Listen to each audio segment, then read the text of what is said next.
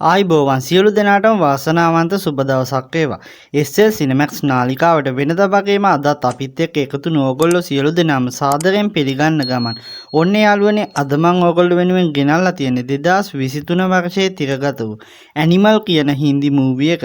ඉතින් සුපිරි අවසානයක් තියෙන මේ කතාව අපිත් එක්ක අවසාන තප්පරේ වෙනකන් නරඹන්න එකතු වෙන්න කියලා ඕගොල්ලොන්ට මතක් කරගෙන ගමන්. ඔයා තාමත් අපේ channel එක subscribe කරලා නැත්නම් මේ වගේ ෆිල්ම් දිගටම බලන්න අපේ channel එක subscribe කරලා තියාගන්න කියලාත් මතක් කරනවා. එහෙනම් ඉතින් අපි වැඩි කතා නැතුව මේ කතාව පැත්තට යමු. ඔන්න කතාව ආරම්භයේදීම අපට පෙන්නනවා රන්විජේගේ පන්තිය ළඟට එයාගේ අක්කයි නංගී ආවා. මේ වෙලාවේ රන්විජේ එයාගේ අක්කයි නංගී ළඟට යන්න මේ පන්තියෙන් එළියට ගියාම මේ වෙලාවේ පන්තියේ උගන්වන ගුරුතුමියට හොඳටම කේන්ති ගිහින් රන්විජේ පන්තියෙන් එළියට යන්න ගියපු නිසා එයාට දඩුවම් කරනවා. ඔන්න කොහොම හරි මේ වෙලාවෙම ඉස්කෝලේ ඇරෙන බෙල් එකක් ගහපු නිසාම මේ වෙලාවේ රන්විජේ පන්තියෙන් එළියට දුවගෙන ගිහිල්ලා ඒගොල්ලොන්ගේ ගෙදර යන කාර් එකට නගිනවා.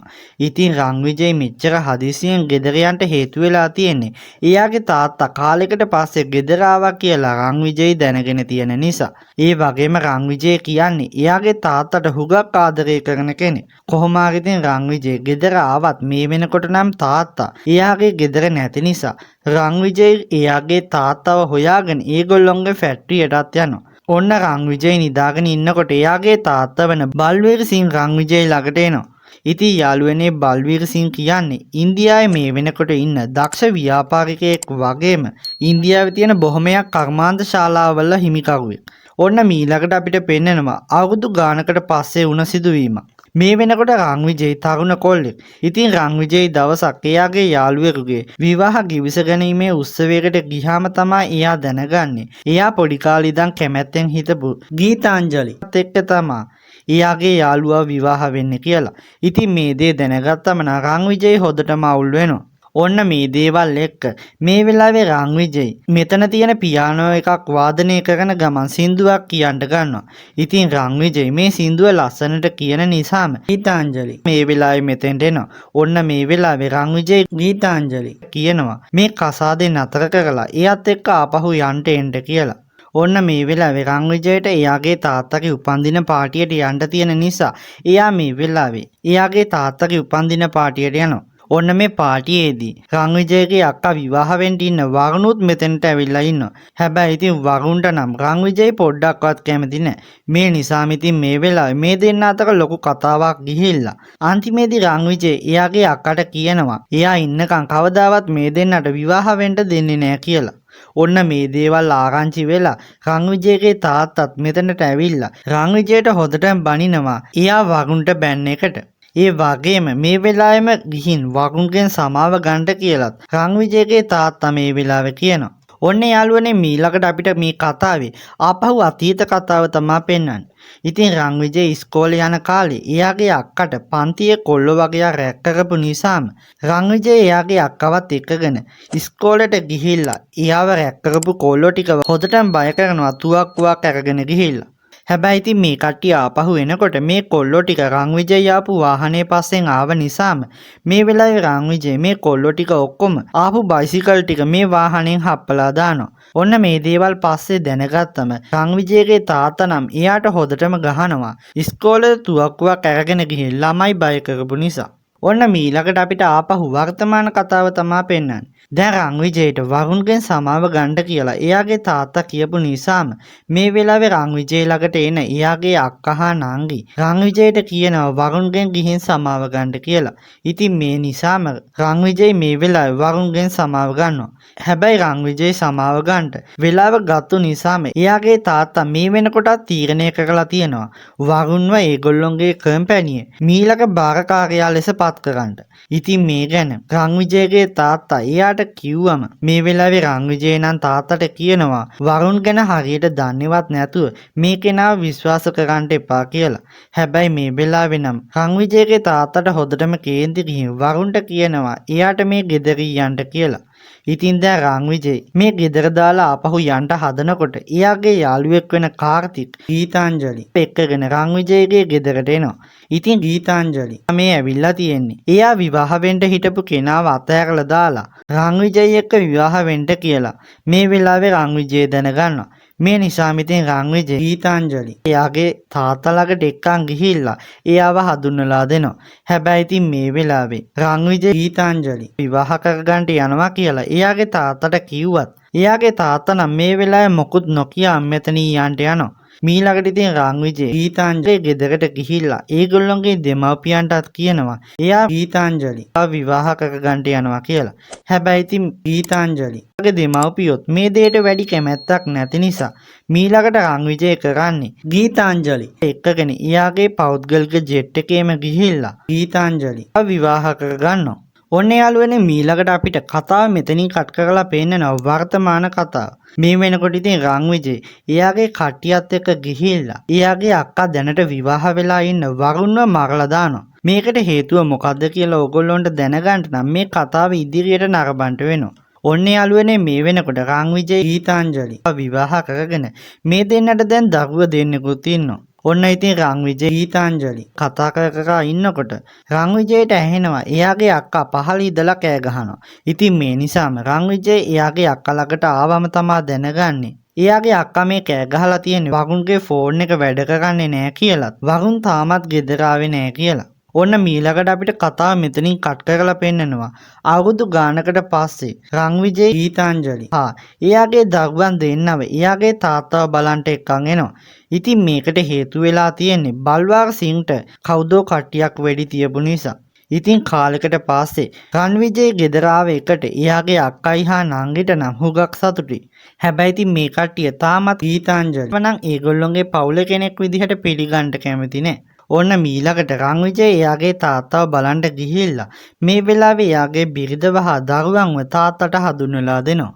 හැබැයි මේ වෙලාවේ බල්වාර සිං බලාගන්න නර්ස් ඇවිත් මේ කට්ටියට කියනවා දැන් බල්වාර සිංට විවේකයේ අවශ්‍යයි කියලා. මේ නිසාම ඉතින් මීළඟට මේ කට්ටිය එළියට ආවම රන්විජේ මිෂාකට කියනවා ගෙදර ඉන්න හැමෝගෙම ෆෝන් ටැප් කරන්න කියලා. මොකද ඉතින් මේකට හේතු වෙලා තියෙන්නේ රන්විජේට උවමනා වෙලා තියෙනවා මේ වෙඩි තැබීම් පිටිපස්ස හරියටම ඉන්නේ කවුද කියලා දැනගන්න. ඔන්න මේ වෙලාවේ මිෂා රන්විජේ සින්ට කියනවා බල්වාර සින්ට වෙඩි වැදුණු නිසා දැන් ඒගොල්ලොන්ගේ කර්මාන්ත ශාලාවේ සේවකයන් හැමෝම වැඩ නතර කරලා හුඟක් දුකින් ඉන්නේ කියලා. ඔන්න මේ නිසාම රන්විජේ එයාගේ කර්මාන්ත ශාලාවට ගිහිල්ලා සේවකයන් හැමෝටම කියනවා දැන් බල්වාර සින්ට හුඟක් සනීපයි කියලත් තා මාස 3කින් එයා ආපහු සම්පූර්ණ සුවය ලබලා මේ කර්මාන්ත ශාලාවට එනකොට මේ කර්මාන්ත ශාලාව ඉන්දියාවේ තියෙන හොඳම කර්මාන්ත ශාලාව බවට පත් කරමු කියලා. ඉතින් මේ නිසාම සේවකයෝ ආපහු කර්මාන්ත ශාලාවේ වැඩ පටන් ගන්නවා. ඉතින් මේ දේවල් ඔක්කොම බල්වීර් සිනු ටීවී එකෙන් බලාගෙන තමයි ඉන්නේ. ඔන්න යාළුවනේ මීළඟට අපිට පෙන්නනවා රන්විජේ එයාගේ මාමගේ ගෙදරට වාහන 3කින් ගිහිල්ලා අවුරුදු 20ක් ඒගොල්ලෝ මේ ගෙදරට ආවේ නැති එක ගැන සමාවක් ඉල්ලලා එයාගේ මාමට කියනවා එයාගේ තාත්තට කවුදෝ කට්ටියක් වෙඩි තියන්න හදපු නිසා දැන් එයාගේ ආරක්ෂාව වැඩි කරන්න ඕන වුණත් එයාගේ තාත්තව ආරක්ෂා කරන්න විශ්වාසවන්ත කට්ටියක් ඕනේ කියලා.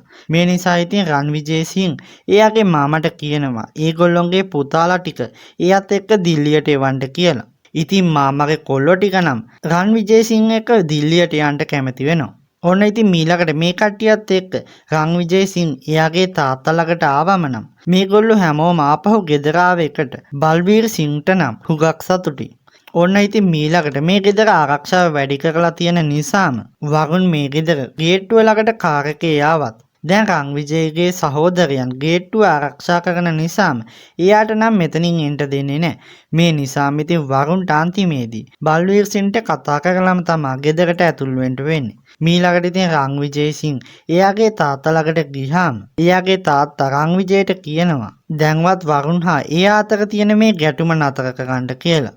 ඔන්න ඉතින් මේ වෙලාවේ රන්විජේ එයාගේ තාත්තා ළඟට ගිහින් කියනවා එයාගේ ආරක්ෂාව වෙනුවෙන් එයාගෙන් පෙනුමට සමාන කාලේෂ් කියන පුද්ගලයව අද ඉඳන් එයාගේ තාත්තා වගේ මිනිස්සු ඉදිරියට පෙනී සිටින්න සලස්වනවා කියලා. හැබැයි ඉතින් රන්විජේගේ තාත්තා නම් මේ දෙයට පොඩ්ඩක්වත් කැමති නැහැ. කොහොම වුණත් ඉතින් අවසානයේ වෙන කරන්න දෙයක්වත් නැති නිසා බල්වීර් සිංට මේ අදහසට කැමති වෙන්න සිදු වෙනවා.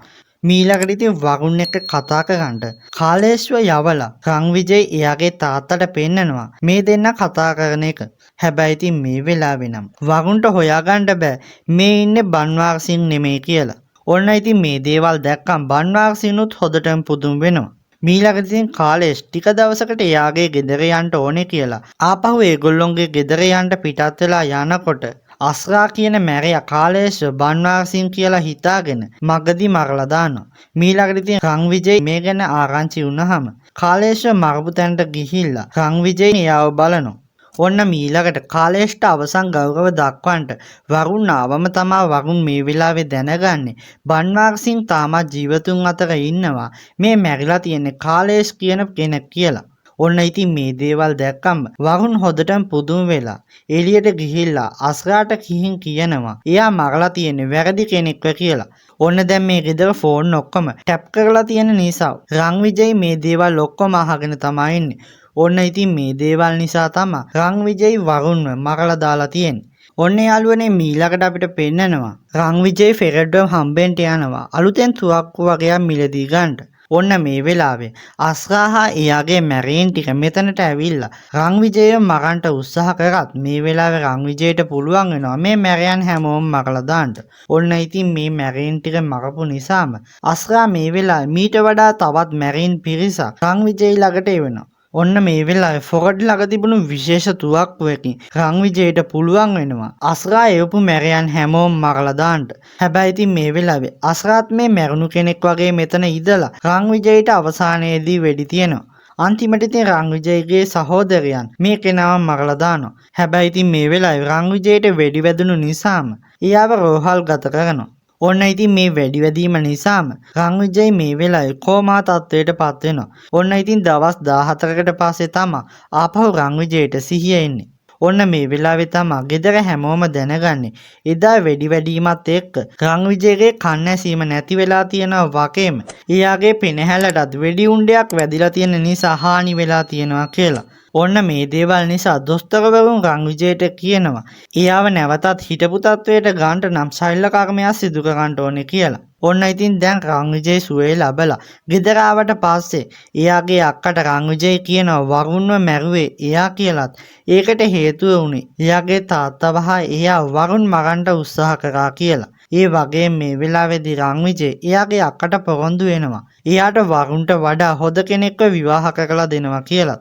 මීළඟට යාළුවනේ අපිට පෙන්නනවා රන්විජයගේ සෞඛ්‍ය තත්ත්වය දැන් ටිකක් අයහපත් නිසාම පූජකයෙක් කියලා තියෙනවා දැන් රන්විජයගේ කාලය අවසන් වීගෙන යන්නේ කියලා. මේ නිසාම ඉතින් රන්විජයගේ තාත්තා හා ඒගොල්ලොන්ගේ ගෙදර කට්ටිය රන්විජය වෙනුවෙන් යාගයකුත් පවත්වනවා. ඒ වගේම පල්ලියට ගිහිල්ලා රන්විජය වෙනුවෙන් ආශිර්වාදල් ලබා ගන්නවා. ඔන්න ඉතින් මීළඟට අපිට පෙන්නනවා ගීතාංජලි ඒ දෙමව්පියන් පළවෙනි වතාවට රන්විජයගේ ගෙදරට ඇවිල්ලා තියෙනවා.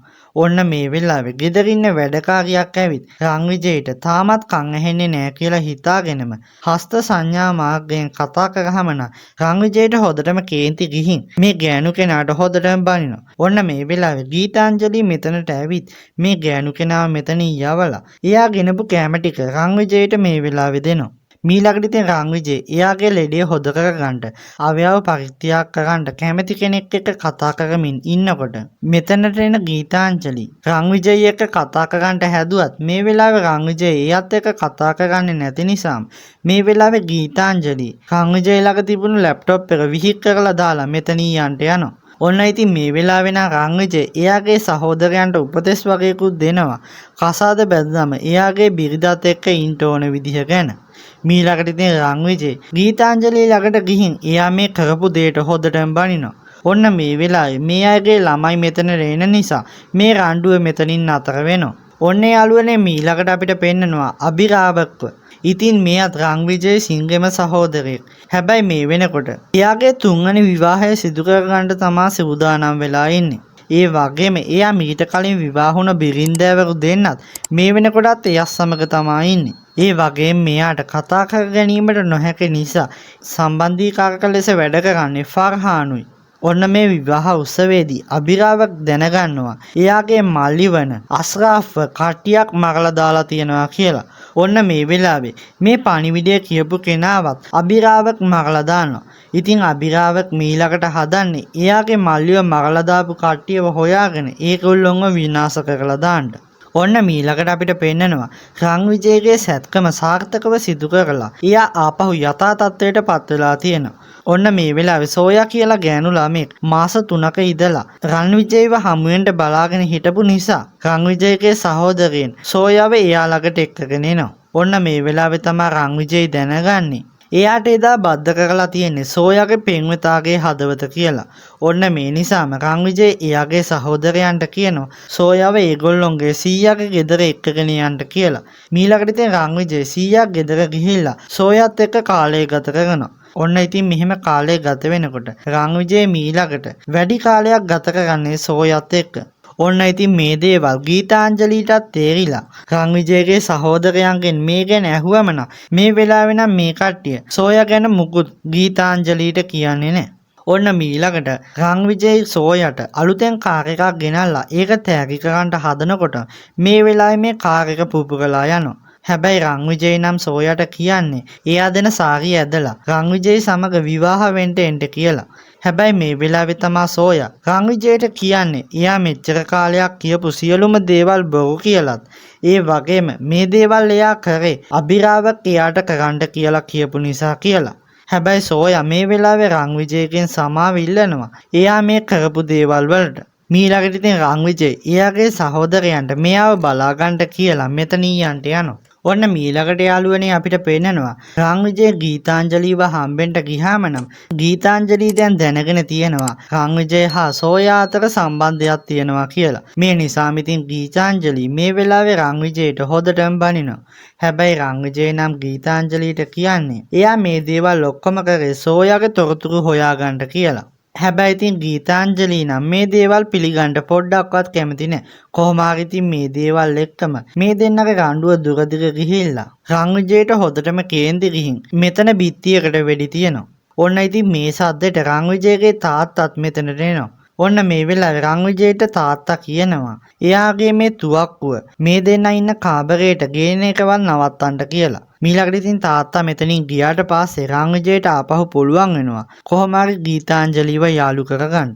මීළඟට ඉතින් රන්විජේ ඒගොල්ලොන්ගේ පවුලට කරදර කරන අබිරාවක හොයාගෙන එයා ඉන්න ප්‍රදේශයට යනවා. මේ වෙලාවේ ඉතින් රන්විජේ අබිරාවකගේ ගෙදරට ගියත් මේ වෙලාවේ නම් අබිරාවක ගෙදරින් පැනලා ගිහින් පිටරටට යන්න තමා හදන්නේ. ඉතින් මේ දේවල් අබිරාවකගේ බිරිඳගෙන් දැනගත්තම රන්විජේ හා එයාගේ කට්ටිය අබිරාවකව හොයාගෙන මීළඟට එයා පිටත් වෙන්න යන ගුවන් තොටුපළට යනවා. මීළඟට ඉතින් රන්විජේ මේ ප්ලේන් එකට යන්න බැරි වෙන්න ඒගොල්ලොන්ගේ වාහන ටික ඉස්සරහින් නවත්තවුවම ඔන්න මේ වෙලාවේ අබිරාවක ප්ලේන් එකෙන් බැහැලා මෙතනට එනවා. ඔන්න ඉතින් මීළඟට මේ දෙන්න සටන් කරලා අවසානයේදී රන්විජේට පුළුවන් වෙනවා මේ සතුනෙන් දිනලා අබිරාවකව මරලා දාන්න. මීළඟට ඉතින් රන්විජේ අබිරාවකව මරපු එක එයාගේ තාත්තට ඇවිල්ලා කියනවා. ඔන්න ඉතින් මෙහෙම කාලය ගත වෙද්දී රන්විජේ දැනගන්නවා දැන් කාලෙක ඉඳන් එයාගේ තාත්තා රෝගී තත්වයකින් පෙළෙනවා කියලා. මේ නිසා ඉතින් රන්විජේගේ තාත්තා එයාට කියනවා එයා දැන් මැරෙන්න ඉන්න නිසා රන්විජේට ඒගොල්ලොන්ගේ කර්මාන්ත ශාලා ටික බලා ගන්න කියලා. ඔන්න ඉතින් මේ දෙයි මේ සුපිරි කතාව අවසානයටපත් වෙනවා. ඉතින් වෙනද වගේම අපිත් එක්ක මේ කතාව අවසාන තප්පරේ වෙනකන් නරඹන්න එකතු නොගොල්ලෝ සියලු දෙනාටම සුබ දවසක් කියන ගමන්. ඔයා තාමත් අපේ channel එක subscribe කරලා නැත්නම් පහළ තියෙන subscribe button එකක් click කරලා bell icon එකක් click කරලා තියාගන්න කියලාත් මතක් කරන ගමන්. මේ වීඩියෝ එක හොඳ නම් වීඩියෝ එකට ලයික් එකකුත් දාන ගමන් ඔබේ අදහසක් පහතින් කමෙන්ට් එකක් විදිහට සටහන් කරගෙන යන්න කියලාත් මතක් කරනවා. එහෙනම් ඉතින් අපි තවත් අලුත් ෆිල්ම් එකකින් හමු වෙන බලාපොරොත්තු වෙන දැනට සමු ගන්නවා.